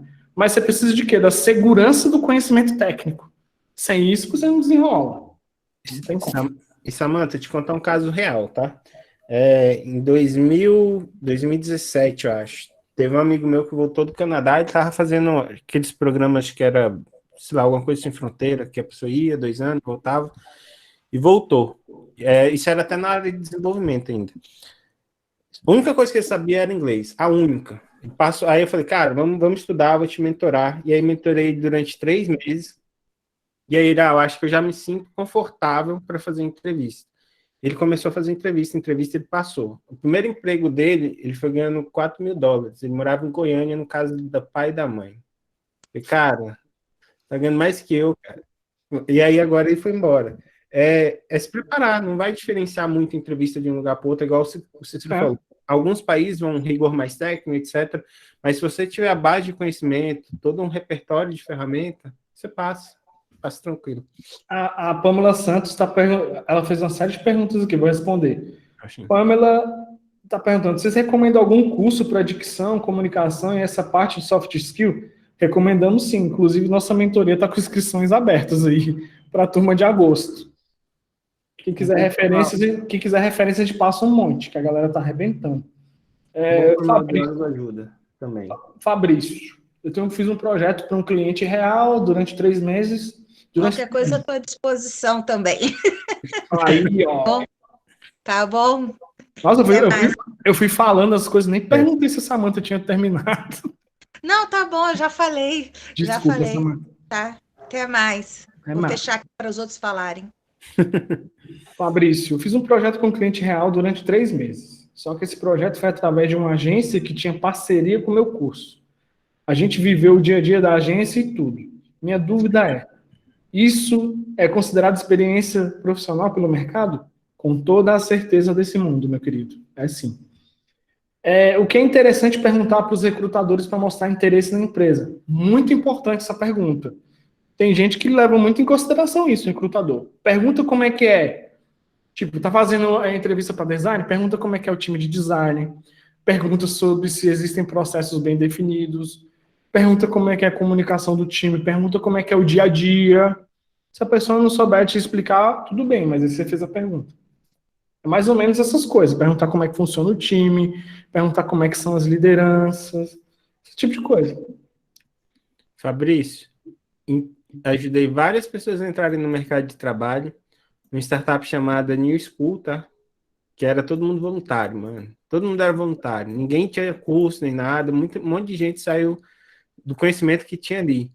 E era voluntário, cara. Colocou como experiência e vai. Experiência é experiência, galera. Se a experiência veio do curso, você trabalhou todas as metodologias, processos, criou algo bacana, é experiência. Esqueçam que experiência é só carteira assinada. Esqueça isso.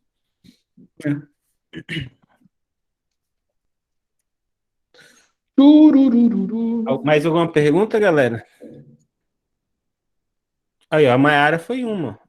Primeiro emprego dela foi como pleno. Experiência em voluntariado já serviu como júnior. Eu só não vou dizer o salário dela porque ela tá aqui. Senão Eu não ligo, não.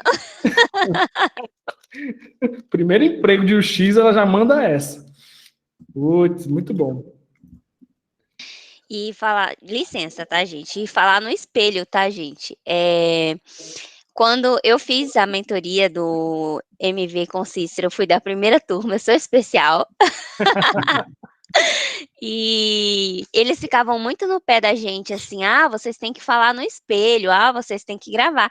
E eu pensava que isso era balela, eu não levava a sério. Até no dia que eu fazia as entrevistas, eu ficava tímida, eu ficava gaguejando, eu só respondia, eu nunca perguntei nada para os recrutadores. Aí, quando eu comecei a falar no espelho, eu cheguei a gravar, eu me entrevistando eu mesma e tudo. Aí que eu vi, eu falei assim, nossa, eu não acredito que eu tô falando assim. Pera aí, vamos lá. Aí eu comecei a ensaiar. Tinha dia que eu gravava 10 vezes uma entrevista, assim, eu me entrevistando, até que eu comecei a perguntar. Eu acho que as recrutadoras até me achavam meio desaforada, porque eu perguntava mais do que elas.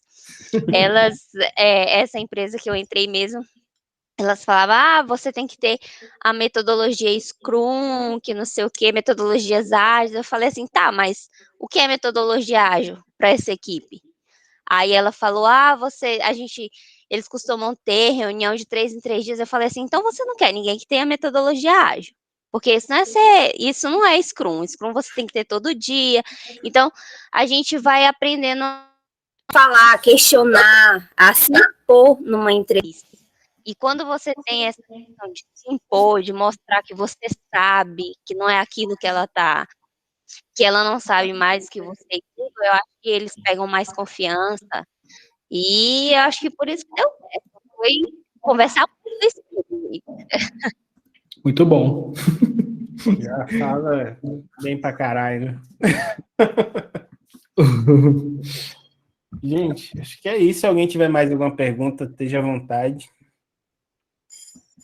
Eu acho que, assim, tá sendo gravado. Tá, gravei. A gente tomou uma decisão, assim, vai ficar gravado, mas não vai ficar disponível por muito tempo. Justamente para honrar a galera que gastou tempo numa sexta-feira à noite, até quase 10 da noite, para estar vindo com esse papo aqui. Então vai ficar um tempinho liberado, depois a gente vai pagar esse negócio. Nem que a gente faça esse papo uns 10 vezes depois, né? Porque tem sempre alguma coisa nova a se acrescentar. Tem sempre algo a se melhorar. Mas a gente não vai ficar deixando mais as coisas tão confortáveis o acesso, não. Justamente para, sei lá, tem 800 pessoas nesse grupo, velho. Né? Então, sei não. Já era para ter pelo menos umas 100 aqui, né? Mas olha pro lado, vocês estão consumindo um conteúdo muito doido. Então, velho, vocês estão consumindo um negócio que custa caro, viu? Eu acompanho vocês desde o WhatsApp, quando criaram aquele grupo. Eu mesmo fui uma das influenciadas pelo post lá do Mário. Então, eu entrei e fui assim também. Já comecei a ver as mentorias de lá. Então, assim, eu sei que vocês passam muita coisa que muita gente não passa. Inclusive, isso já me ajudou pacas, porque quando você faz um curso de UX, você tem toda aquela visão, tipo, Disney, sabe? Do mundo, das coisas, de conseguir algo mais fácil que os cursos muitas vezes passam, e vocês mandam real mesmo, que eu acho o mais correto. Sobre o curso, é bom a gente pontuar essas coisas sobre curso.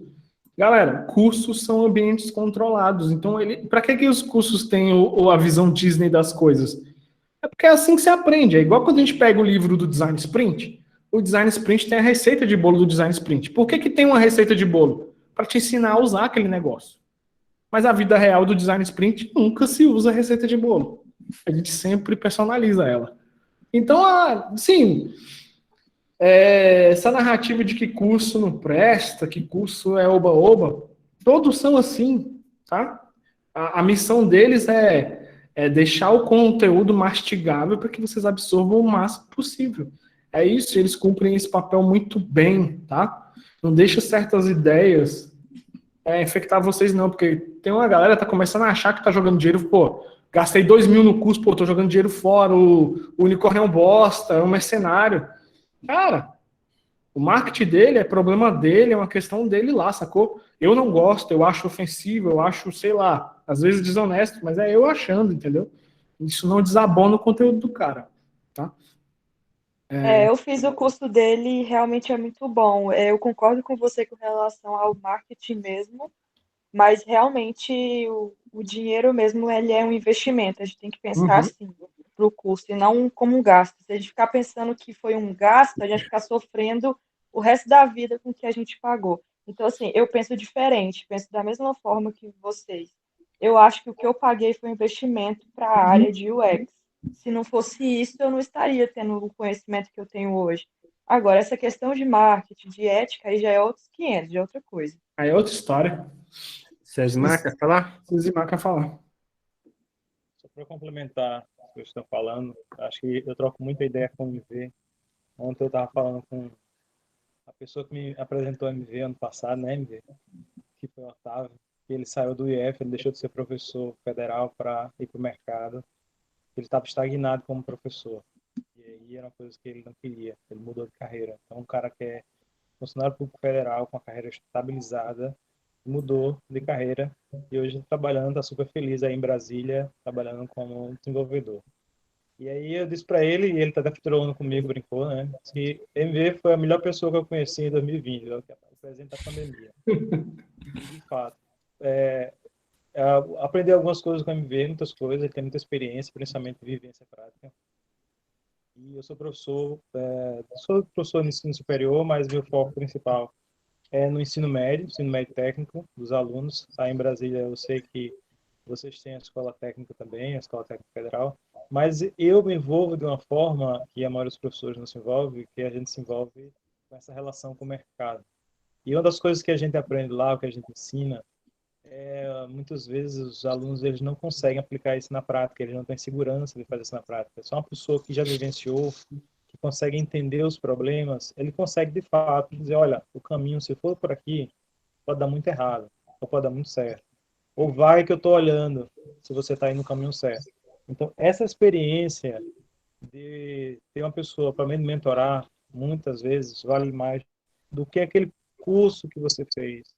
Eu sei que o curso, você aprende muita coisa, ele é um atalho muito grande para você aprender, mas que não impede você aprender sozinho. Eu acho que a internet hoje, existe um grande filósofo que ele fala sobre como as pessoas conseguem aprender sozinho. Hoje vocês conseguem aprender sozinho. A internet está aí, 87% do conteúdo do mundo digitalizado. Então, as pessoas conseguem aprender sozinho. Um curso faz com que você aprenda muito mais rápido. Mas a experiência, a vivência das pessoas, ela faz você aprender muito mais rápido e muito mais seguro. Você vai se sentir muito mais seguro para entrar no mercado com o pé e dizer, olha, eu sei fazer isso, porque eu vivenciei, eu entrei com os caras sabem o que estão fazendo. Então, quando você tiver um mentor, foi uma coisa que o próprio MV colocou esse dia no LinkedIn, valorize as pessoas que estão com você, valorize as pessoas que te dão ensinamentos, valorize os coaches, né? Hoje eu compartilhei um negócio com o MV, né? Eu fui dando uma dica para outro professor que tem pouca experiência e ele estava tentando resolver esses conflitos com os alunos. E aí eu fui tentar explicar para ele, só que de uma forma mais bruta, né? MV, que é motivacional bruto, porque eu estava dando mentoria de graça. Então ele tem que ser do meu jeito. E aí o que acontece é exatamente isso. Você vai investir muita grana. Isso é em qualquer contexto. Você entrar na universidade e investir na universidade, você vai gastar uma grana. E aí o que eu vejo nesses cursos é que todos os cursos eles têm sua bagagem, só que ele tem um limite. E aí, a partir desse limite, ele se torna um trampolim para vocês. E aí vocês precisam pegar esse trampolim e ele se elevar. Esse processo de aprendizado, ele nunca para. O mercado ele é muito dinâmico, ele vai sempre cobrar de você. As situações, elas mudam, elas estão sempre mudando e você precisa se adequar a elas. Então, se você não estiver preparado para mudança, para viver no desconforto, ou você vive na zona de conforto ou você vive na zona de evolução. E aí você precisa entender em que contexto você vai vivenciar, porque o universo, o mundo, ele está sempre dinâmico, está sempre rodando. Se você estagnar e ficar na zona de conforto, vai ser uma hora que você vai parar e não vai conseguir mais evoluir e o mundo acelerar. Então, eu acho que foi uma das coisas que eu vejo muito com essa mentoria que o MV e o Cícero faz, que é fazer com que a gente se sinta muito seguro de dar o próximo passo. Entrar no mercado e dizer, olha, eu me posiciono assim porque eu sei que eu sou assim, eu confio no que eu estou fazendo, porque tem pessoas que me ajudaram, tem pessoas que me guiaram, eu estou conseguindo ver todo o conteúdo, o mercado lá fora é assim, o mercado aqui dentro é assim, é todos esses contextos que você pode avaliar. E eu gostaria de dar os parabéns à MV e ao Cícero pelo trabalho que estão fazendo, que é um trabalho excelente. E vale muito a pena vocês estarem aqui na sexta-feira, já quase 10 horas da noite, para ouvir isso, porque não é todo canto que você vê isso. E com a chance de todo mundo de realmente entrar no mercado, que não é simples entrar no mercado. Hoje você está concorrendo com o Brasil inteiro. Você não está mais concorrendo só com o seu estado, não está concorrendo só com a sua região. A galera do Brasil inteiro está concorrendo com você. Então você vai ter que ter uma concorrência muito mais acirrada e você tem que estar mais preparado para isso. Então, estar aqui, eu acho que é um presente, né? Parabéns para vocês, gente. Valeu. Boa noite para todos. Valeu, mano. Valeu, Cezimar. Valeu, Cezimar. Eu acho que é isso, gente. Acho que a gente esgotou por hoje o assunto, né? E aí que eu pensei que a gente ia trocar uma ideia de 1 horinha, hein? Quase 2. Ixi, não. Desafio para quem quiser assistir, né? Essas 2 horas. E que não participou. A minoria vai. Mesmo gravado, a minoria vai assistir. Eu vou fazer cortes dessa gravação para poder jogar também. Chamar mais para vocês. Olha aí, ó, que Show massa. demais. Muito boa a ideia, ó, inclusive. Obrigado, Samanta. É isso, galera. Acho que a gente pode encerrar. Eu vou encerrar a gravação aqui.